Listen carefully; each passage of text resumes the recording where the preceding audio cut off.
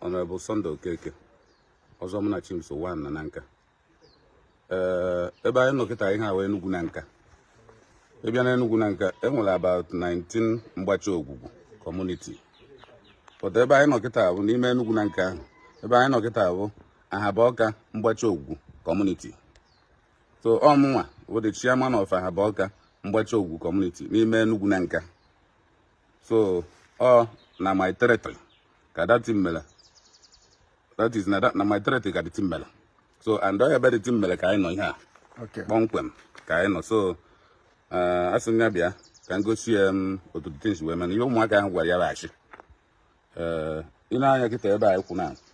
Ebe a ụzọ adụbụla ebe a before. Ebe a ụzọ adụbụla before. Ụzọ adụbụla ebe a. Anyị nwa the community created ụzọ a. Wele nya ndụ ụmụnne the boy ụmụnne ya ụzọ. Okay, ụmụnne that guy na. Ụmụnne that guy. Anyị nwenyere ha ụzọ. Okay, ha nwere ụzọ before. Well, ndị enwebụla ụzọ. Ndị ahụ ụmụnne ha enwebụla ụzọ. Emegochi unu ndị enyere dị ụzọ. Okay. Since ndị a ji wee pụta ụwa. Moto abatabe mbe ha. Papa ha nọchaghị about 60 something years. Onye na-eji igochi unu na be kịta. Ọ nọghị about 60 something years. Ọ nwụgo. But thank God na mgbe unu na-abịa kwa unu fụrụ the woman n'afịa. Yes. But all because start about our market. Oh ya mere na so ha iwe bịa. But akpọgo m nwanne die na ọ na-abịa. Okay. Ọ bịara unu ga-afụ ya. So I'm all the chairman. So ebe anyị tinye dị ụzọ. Ọ ga-akwụ tinye ụzọ. This place. Ọ nwere ndị nwa na ọ na-agwafa. Anyị gwara ọ ndụ nwe ebe a. Okay. Ọ na-akịta. Ọ nwetara ebe a. Without any quarrel. Nwere any problem. Okay. So na-abịa. Anthony na ụmụnne. Anthony na ụmụnne. Ndị na-afụ ebe a ụmụnne.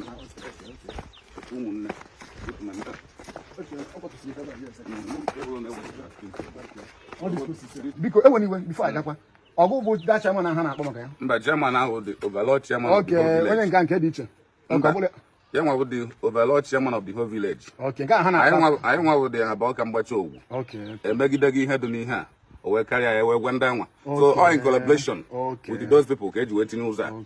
So those people are higher than us. So we contacted them. All of us were here in the day.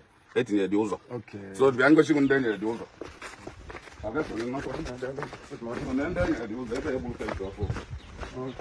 Ndị ya nwụta ibe na na-alụ bebe ha. Ụba paadị ya n'ilo. Peshi n'ilo na-ebubata ya. Wee nwere ụzọ. Okay, that means tipa kpọta afọ aja. Odobịa na outside. Fe ebulu n'isi ma ọ na-akpọ. Wee na-ebute. So be nwere ụzọ abụọ. So unu ndị obodo abịa fụzele tin sị ka unu iwu ndị obodo ji aka unu. Ụmụnna agwago ha wee kwere eme. Ụmụnne from ụmụnne mbala agwagidego ha wee kwere eme. Ụmụnna kwukata wee kwere enye ụmụnne ha ụzọ. Ọkwa nwanne ha. So that means na ọbụla because I want to verify something because according to him what he said na unu gwara ihe rukata to lue chuna bi ozugbo na onye ahụ nwanne papa ha ofu family ka ya na onye nke ahụ na ọ ga-abịa side ya onye ahụ nwanne bịa senior brother mana ọ bụ ezi n'ụlọ ebe a one of the most senior brother na na-elekọta ha nche na ndị ya nwa so onye ahụ immediate family so wee bugo ụzọ kwuo detin n'ime family ha n'ime ụlọ okwele omume okwela na ụzọ ga okwela na ụzọ na-etinye ụzọ be ha gara n'isi ebe a anyị ma-egosikwa ndị ụzọ etinyere na-ese okwu ndị nke a complain lọ okay those people nwe na complain ndị nke ebe a complain all those boys from their side aga m egosi gị everything mụ nwawo family member n'ebe a na-ekwu ihe onye tọsiri ha na-ebi ebe the same family ka ha ngata anyị edebo ụzọ anwa kịta ụzọ ebe a geeti ya dị ọmụnwa gara nata ndị be eze obi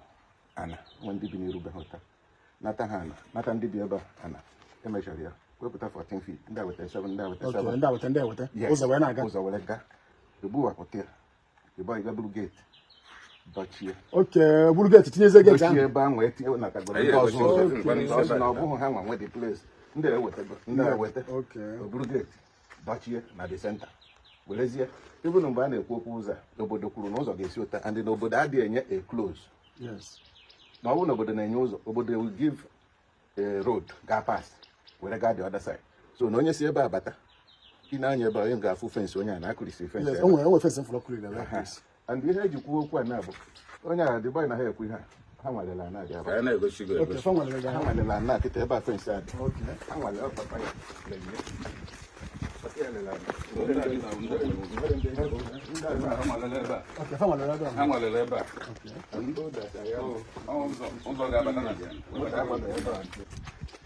So Abba now. Okay, so I'll go lose the first lose. Okay, big on your one. Abba come up with fence before. Okay, big on that. Okay, big on that. Okay, 5 feet. 5 feet yeah, from the wall. Nanka Anambra. Man, on when the blue area. Yes, that's what I see. And 5 feet on here. Okay, I didn't know. Okay, over by inside. What about you? From here, let's go. Measurement in the water.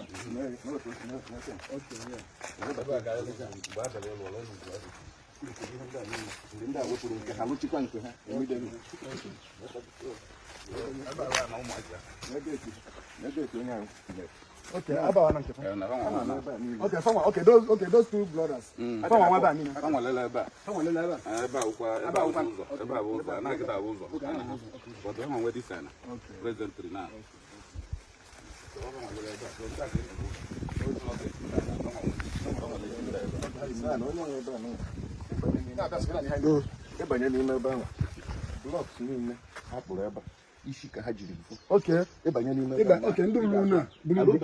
Okay, because what I was about before now was other. So no, but I hatching also. Okay.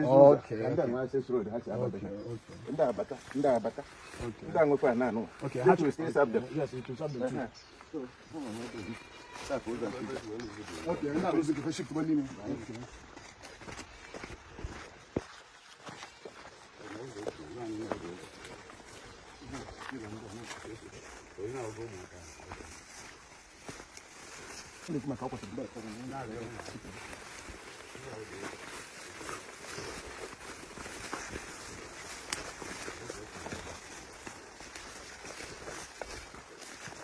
Okay, if I win, I complain about it. Okay, also I couldn't work now. Okay, also I need something. Okay.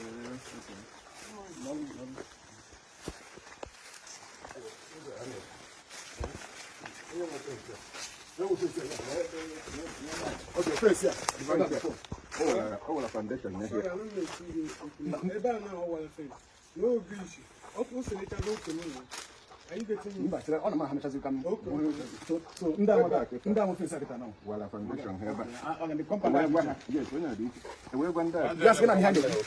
Okay, find a woman. Okay, when I got the the measure of paper, when you put your hand on, so when you put your foundation, yeah, wall there, which is in line with the end of the book. Okay, when I was say about what you can say. My fellow thinker. Okay, about that, yes. Before this rule, and I know what they're about. Where you have a surrender with Anna. Okay, I'm on my measure of Kalana, from Bonia and Donia. Will any this road? Bataleba. Muna work with Talamuma measure for Talapapia. Okay, excuse. Before.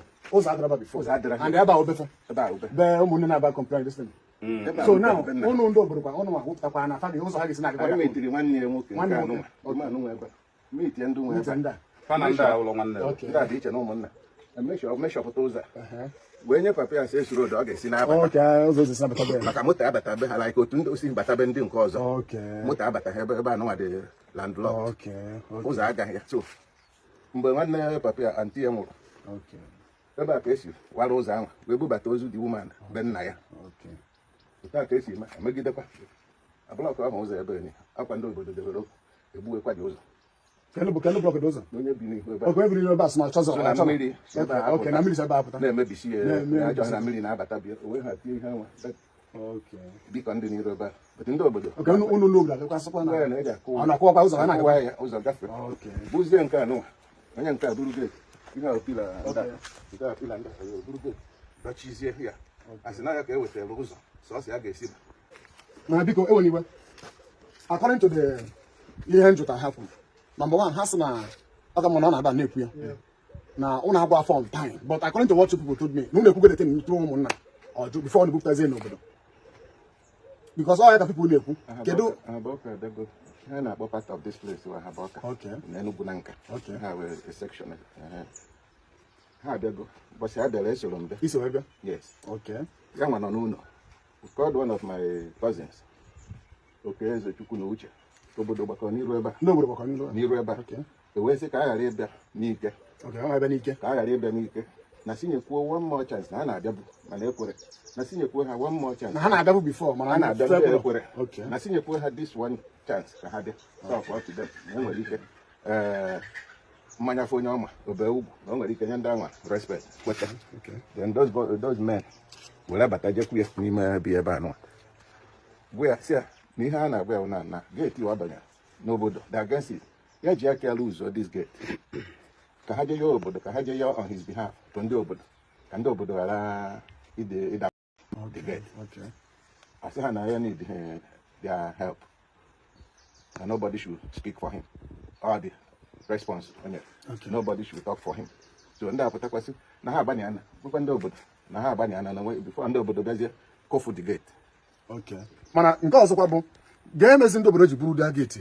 bupụ ya ha sịbụzi nyeze gate na a gwara ya bupụ gate obupụrụ gate obodo ji aka ha bịa kopụ gate buru gate yes ke maka unu ezi because afụrụ m ọ kọmplena na abịa kwutuse unu ezi buru ozi ya ụbọchị a bịaziri maka ya bupụrụ gate ọwụ ụbọchị e bupụrụ gate ka a bịara ha ka ọ bịara mee nke ezi ọwụ ụbọchị ahụ ka a bịara for this road sir ebupụrụ gate before enyekwara information before abịa itinye ụzọ itinyezi ụzọ yes ka e wee werezi ụzọ apụ ebe o kwesịrị ịga ya nwa akwadozie they prepared very well because e nyere information ọ nwere idea obodo na-abịa and he prepared himself very well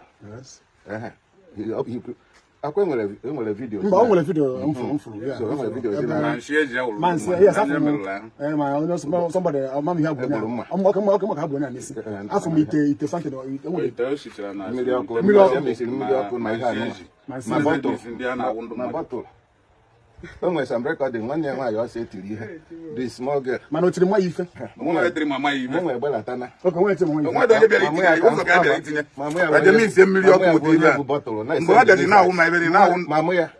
na-ama bọtụlụ ya na ọsọ agadi nwaanyị mgbe ya fụrụ nwanne ya nwaanyị were sị ha dị ibi na ha ma ha ejebute acid ọ dị recorded ọ bụrụ ana m ekwu ihe m anụhụ na ọ bụrụ na ha ma na-ejebute acid were bịa ọgụ ahụ ọzọ on that note ka people si kezi ihe na-eme ndị anụnwa before on the security bịa ndị security from Nanka ọwakwa Enugu Nanka security ji moto ha ọmụ na ha so azụ m ha n'ụzọ mgbe m na-abịa usoro ha zizi ụkwụ ha nwaburu m ụzọ onye isi ha ụzọ onye bịa ebe a wee fụ tenshọn na-aga na wee release egbe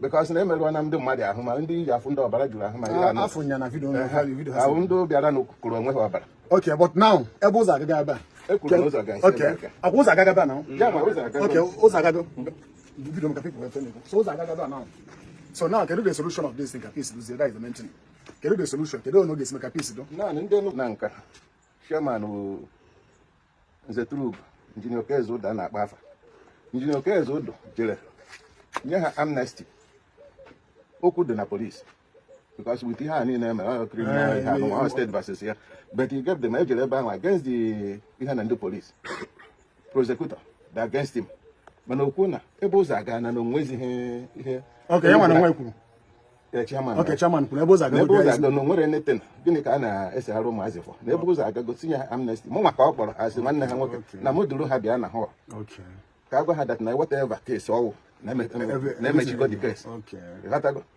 but I jere na hall ụbọchị ahụ esendere ha message their brother the secretary of Enugu Nanka Christian Achukwu send the message gwa ha but they did not show up after that one they turned everything upside down amnesty enyere ha people no blame chairman why did you give amnesty my brother brother bụ onye bịa report the thing to me na nwanne nwoke so my own bụ na kedu ife ị na-eme expect ka ndị obodo mee ka peace were do so ihe na-ajụgo na mbụ apụ ihe niile ikwu na the first one people enyigo ya ihe na-ajụzi bụ kedu my own enyekwere m two solutions enyere m the two options ngwa kedu option nke number 1 kwunye talk number 1 option nyere ha una before ha gwa ha m anụrụ m from outside na ha na-abịa etinye ụzọ na my compound m were oge ha bịara oge m batara m fụ ha n'ime compound m wee sị ha okay for that ebe ha persist n'ụzọ ga-aga n'ime compound nye ha the order of my side ọ mụrụ nwekwara na ahụ n'ụzọ ga-aga ebe ahụ and n'ụzọ ga-echikwa nke a wee gbata ha persist hene na ebe a yes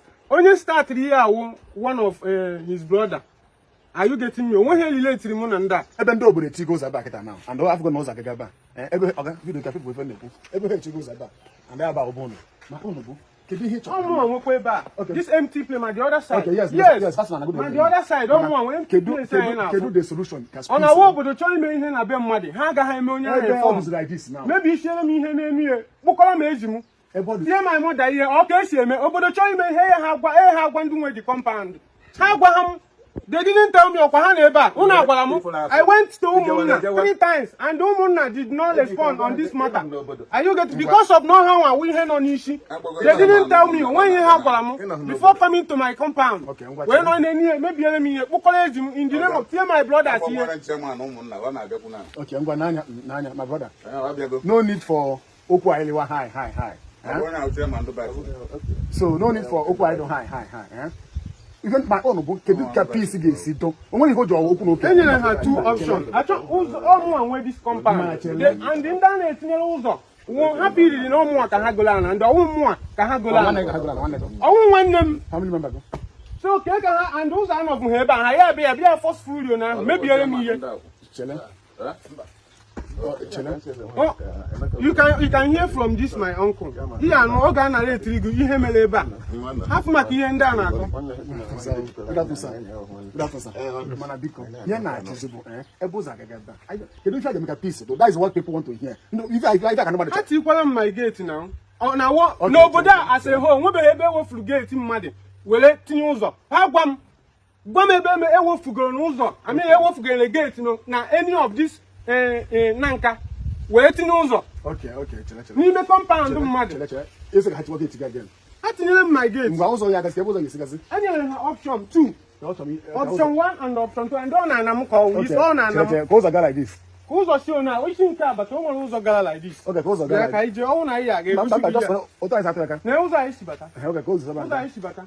Anama. Anamu no as the extent end. Who's that leave you not inside my compound? Also nyele una ha agwakwa m. Abatara mfu ha n'ime my compound. Dubara kedu ihe onu na-eme? Asuna ha na-etinye ụzọ without telling me, without my notice. Okay.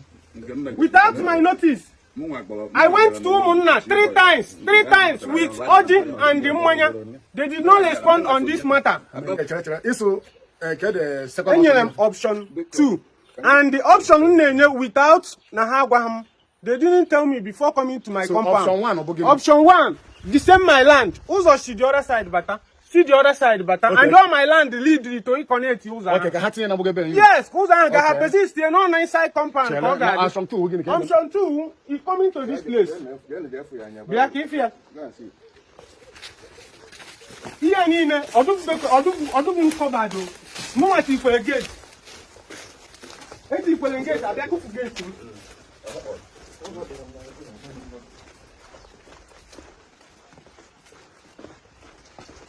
Second option would this.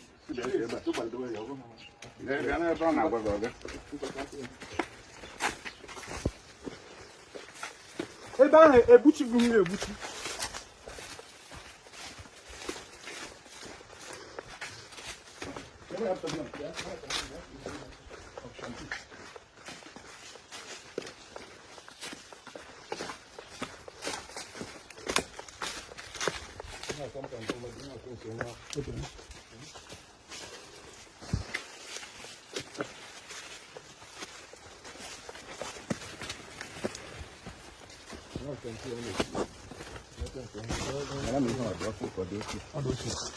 Okay, it was over. My brother. Who's that? Okay. Okay. Now, this place and the other side. Okay, this is about now.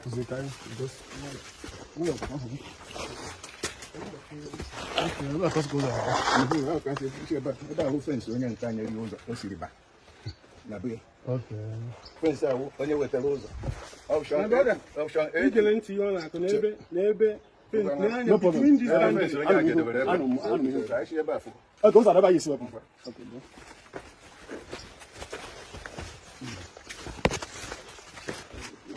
Okay, go to the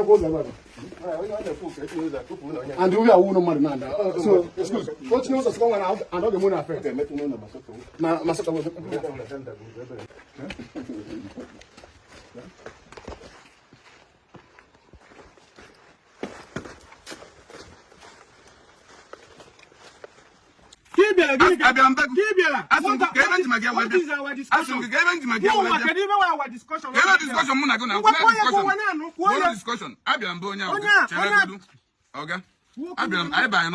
this year. The overlord chairman, though he cannot act without Muma on this territory. He contacted me. Where's some more? Because Mujekulonia. Niano no one was at the Leban, only a clock at Uzoga. Mujekulia. Mujekwa Makaduzo. I've been with the mother, no? From my executive. I can't even name. I don't know my Nana, only do the Moja, what chairman, overlord chairman. No, some Biago, Mozoga Leban, you can't go Zoga, Ginaman, you can't go Zoga. Or Colobbo, and say, cable solution. If I not do a ban, in our Bible on a go back on it. Now, why you say, where can be a real kita? And then Jibami will be a ban, get you will do. Abian with him, mother, and I can be a real officially. That's not use the ban. Give a many chunk goes Zoga. Ngwanyam solution. Or Colobbo, make it some part no banner. Or one boss over the young man. If you can buy Nayaba, Nayana Cocham, if I get my back in the line, we have to go. Then, apart from that day, when Jimmy did the chairman, we said because we were this guy now. Not now, I was here. Man, I was going. But to get another chance. When they were the chairman, for we called the executive, I will be back. But we're not back out of Gozoga. But I said, we fence here. Was open. I want no cook, one go back. What do you know? By doing one, and I have done. I was not there, I get back. Oh, go to send my land. Siana, it's all getting you there. You want to let the other people make adjust. Now their fences. So, never will put their part to that side. Oh, when I adjust, from this side. Maybe you're making now, if I want to my joke and Monanda, they may adjust. Tell no Gankucha. Maybe you imagine Ambo. I put your meat and that. Only meat, I put it. Now I will come to the other side. But to this people, then we don't have problem. I have a bat in Ozo. You meet here. And say, I know where you go. You are because under spend the go the other side. We made the offense adjust. Okay, you can look that and no, I can make adjust even in. So, Nino competition them and you make I want to make adjustment. Here, waiting here go. Yeah, we're maybe in the deba. Okwemo. That day, now I don't know. You could check and point him in the other chairman. You meant chairman, that is overlord chairman. Or Olivia. Well, good chairman has no problem. I won't know your meeting. No, much this place. Now there is no problem. You got none. That day, got that day, what the channel the chairman even. With them back, even Bob, we left. All over that day, I met you. My God, I want to steady now. Why here? Now, well, on it was I well. Mwana went to where they were. They were the second time. That's no more. I chova. Manage move Macaman. Umuku. Nia, I could your white and kiss. Could you uno, do you say about Manana and Pancha? Because I want the guy. Because of a guy. Oh, but the poor can have here. So, and you are because of when you was because of one was I got them near here. One day looking about on one guy. A Western Obon, I made echo one of them Tiosa. No, they have given. This way about the two uncle, do a chair, over the poem, Sokowa. My top first game, Manana, even Edge big. Chairman, Chairman, and I show Gamma, where we were. So I'm a big, my group. I am a quick, the second one. Okay. Nia, in his ear, Nia, go well, no Zaga, count down, will do happy. Man, when you're happy. Papa might kill and other people who outside their land. They are on the very day this issue be done. The first thing with our problem, this is our senior brother.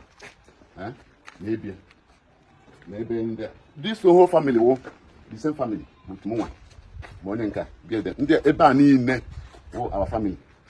So to start with, know your family because now the same family.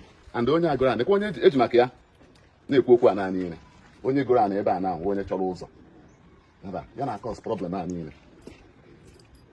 Oh na this in the animals because of the approach. Never. Oh na they are cool down. They put it to our family because all the same family. The whole of this whole of this compound nini, the same family. When you are man. This thing would have sailed through without any issues. But because now onye goro ana bịa buru ụzọ gaa to ODU, that's the village administration. Achọ itinye ụzọ by force. Na ntị enu. Achọ itinye ụzọ by force. Onya nwa wo the problem. Ọ na-ekwu na agwa ha ya, onya nwa that point ahụ ọ na-raise. Because the town administration there just try to use by force. Just please, from the first day we don't have a problem there. Now. Okay, so excuse me. But I'm going to internet.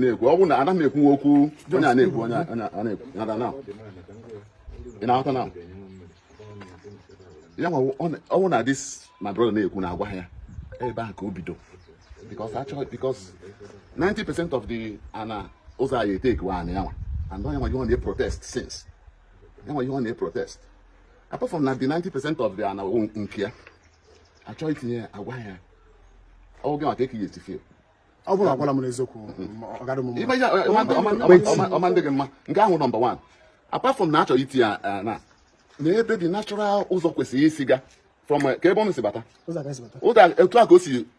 Also get a poor the other side. So only now, way back with sitting there.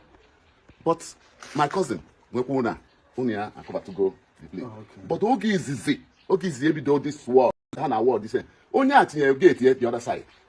That's only enough place where you see by this compound. Excuse me.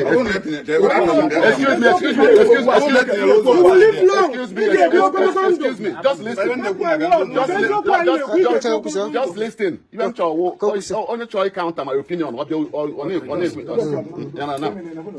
So Ogi is in there. Only by an hour walking. Even now, why can't I know why? So when any reason. It may antagonize more coming out when any malice or now. The same family coming out and why. And all my friend a long time ago, go be the back. So, but Adia made chills, Ogi's an this war, party gate, but subsequently, okay, problem, notice now, a way go quite a butcher, now just getting over this side. Number 2. You are fight against.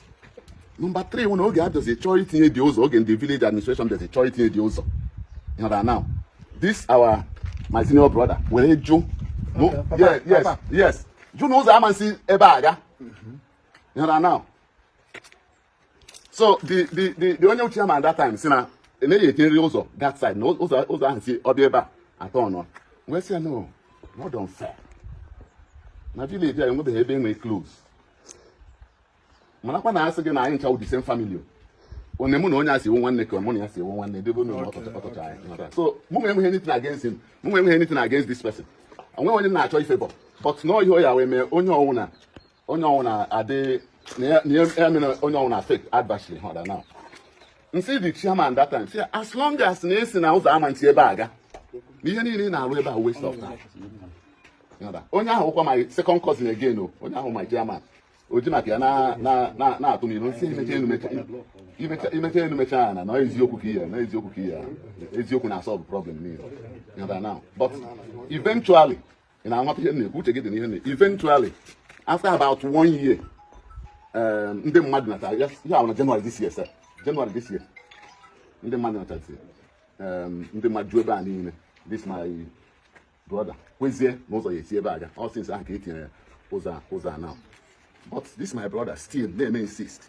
Okay. No choice the uzo ga na the compound there. You know that now. And ụmụnna ya akpọbie gwe ya sia. As long as na ndị Enugu na our senior brother ekwego ka ụzọ ga ebe a. Ya nwa relax there. You know that now. Ya nwa relax there ka ụzọ gazie. But ya nwa joke. Ihe ahụ his own personal mụnwa gapu sia relax there na ebe na ihe ụnụ ha una ka ha rewo no na fight obodo. Yes. You know that. Relax there. But igbocha ya advice gi enye mmadụ ya force. Okay, so then later that advice. Now but up till now the issue is still on. Go na oge nye ga ka yokwu ya ọjụrụ ajọ. Ndị obodo onye ọna ego ya ọjụrụ ajọ. Yes, ụmụnna ya but the thing we are finding alternatives. Maka na ụzọ a niile ebe a niile gbuchiri aja na ebe onye alternatives. Fanta niile dị open inwecha access road that time. But onye ọ na-agbazi mbọ na-arụchisi na-alụ ihe ọ na-esecure nke ihe ọ na which a normal person should do. Ị na-afụ na problem na-abịa na your property. Ịma ihe ya eme to safeguard it. You safeguard it. So onwe onye na-asị ya alụ na ya zọta na anya ma anything. You know now. So but I'm now with your new developments now. Consultations are here with time because anyway problem at the village administration. We are still going to handle it. Okay, and yes, and everybody are happy at the end of the day. Yes, I eventually. So I'm ready to go now. So no need for big if I have to social media. Check my land. First of all, when you so I won't know I what is your so I